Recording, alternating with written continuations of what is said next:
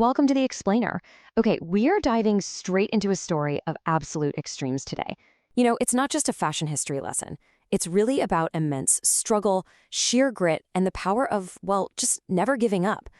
To really grasp how a simple brand morphed into a global empire, we actually need to start with a number that sets the stage for the whole shebang. 470. That is the staggering number of kilometers that a starving, completely penniless 13-year-old boy walked just to reach Paris. He had literally nothing. No money, no horse to ride, no map to guide him, and barely any food. Imagine that. For 2 brutal years, he trudged through freezing mud, faced down harsh winter winds, and slept under trees or in abandoned carts. It was all fueled by this one desperate dream of a better life. And then we hit the ultimate contrast. $500 billion. Let that sink in. That's the modern valuation of the untouchable luxury monolith that bears his name today, LVMH. So how on earth do we bridge that insane gap? How do we go from a homeless, starving teenager sleeping in a wooden cart to the absolute richest luxury company on the planet? Well, let's find out. Section 1, The Boy with Nothing.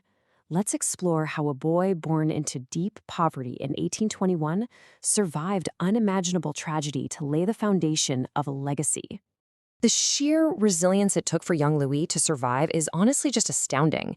He was born in 1821 in a tiny French village called Angers, and his childhood was all about rough hands and an empty stomach.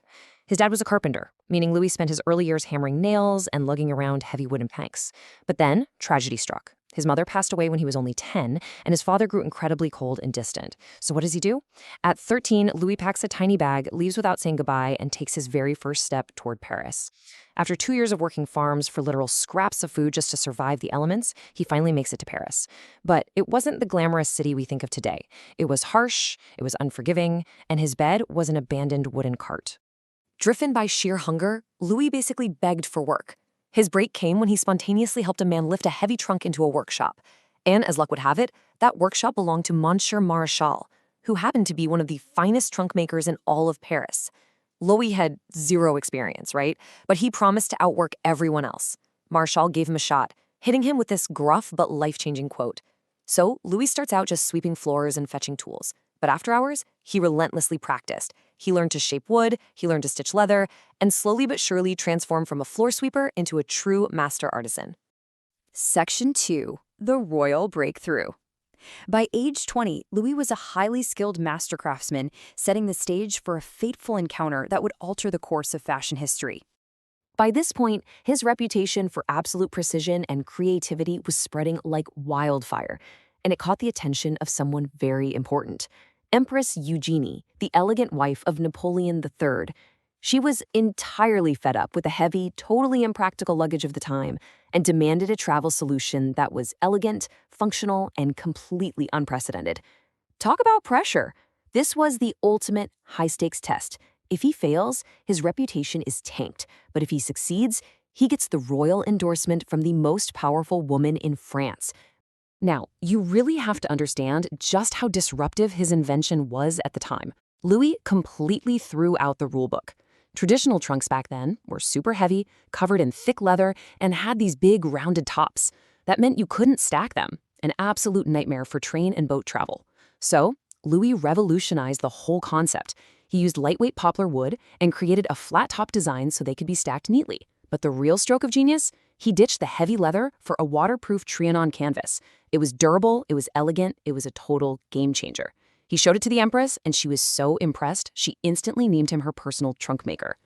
Riding that massive wave of royal endorsement, suddenly the entire Parisian elite had to have a Vuitton trunk. But Louis, being the visionary he was, knew that to build his ultimate dream, he couldn't stay working for someone else. He took a huge leap of faith.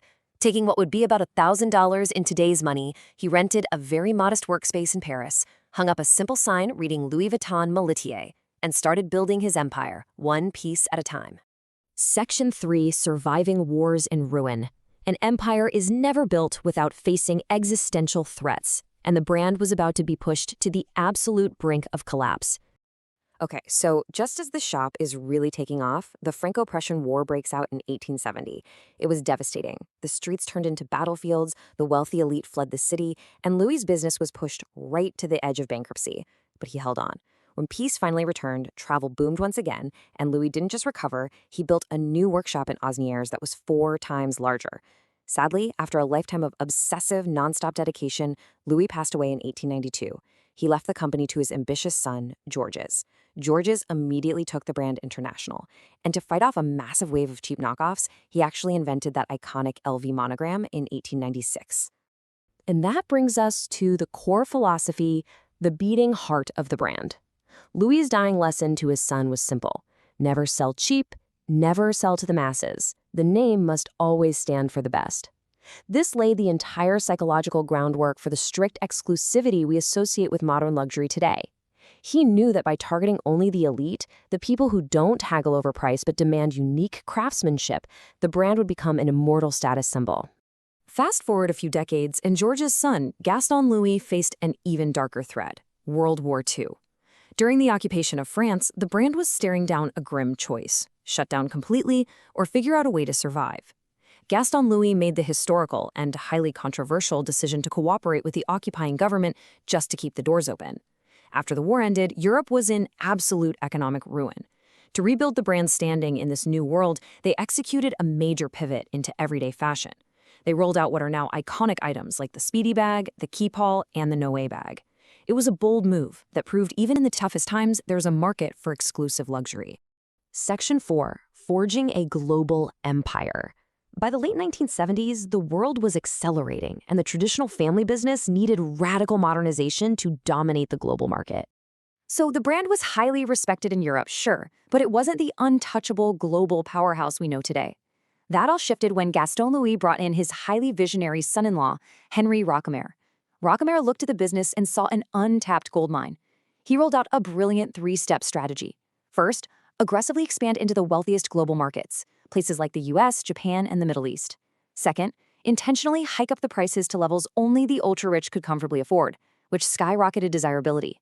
And third, turn the retail stores from regular shops into lavish luxury palaces, complete with private areas and total VIP treatment.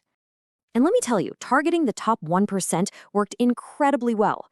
They started rolling out hyper-exclusive, made-to-order items that just boggle the mind. We're talking handbags crafted from rare crocodile skin that go for anywhere from $50,000 to over $100,000. Custom travel trunks hitting the $500,000 mark. Even luxury minibars designed specifically for private jets and yachts.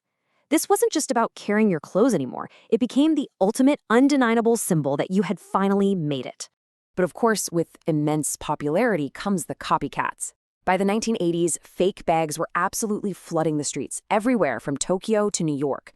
Rockemer knew this was an existential threat, right? Because if everyone has one, it's not exclusive anymore. So he went to war. He launched one of the biggest anti-counterfeiting campaigns in history. He hired private investigators to hunt down illicit factories, he lobbied governments for stricter laws, and he embedded advanced security features straight into the products. They had to protect their most valuable asset at all costs. But Rockemer's true masterstroke, that happened in 1987. He pulled off this unprecedented corporate merger, combining Louis Vuitton with Moët & Chandon champagne and Hennessy cognac. This birthed LVMH. It was a genius move because it proved the future of the brand wasn't just leather goods. It was about dominating the entire luxury lifestyle sector. Fashion, alcohol, cosmetics, jewelry, the whole shebang. Section 5, the ultimate status symbol. Let's dive into the final chapter, where aggressive corporate tactics catapult the brand to unimaginable financial heights. Now, Rockemer built the modern empire, but he actually wouldn't hold on to it for very long. Enter Bernard Arnault, a hungry, fiercely visionary businessman who saw a golden opportunity.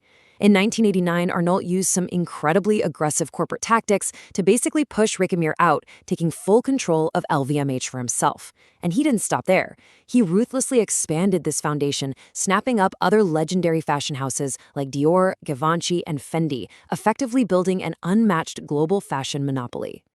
Under Arnault's leadership, the value of LVMH absolutely exploded. We are talking over $500 billion today. And his personal net worth? That sits at over $200 billion, frequently making him the absolute richest person on planet Earth.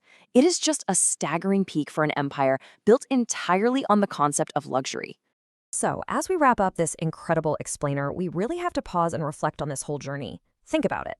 We went from a homeless 13-year-old boy walking nearly 500 kilometers through freezing mud, driven by pure desperation, to the ultimate global symbol of wealth and exclusivity. It leaves us with a really fascinating question. When you walk into a store and purchase Louis Vuitton today, what exactly are you truly paying for? Is it just the canvas and the leather? Or are you buying a piece of a 170-year-old dream? Think about that, and I'll catch you in the next explainer.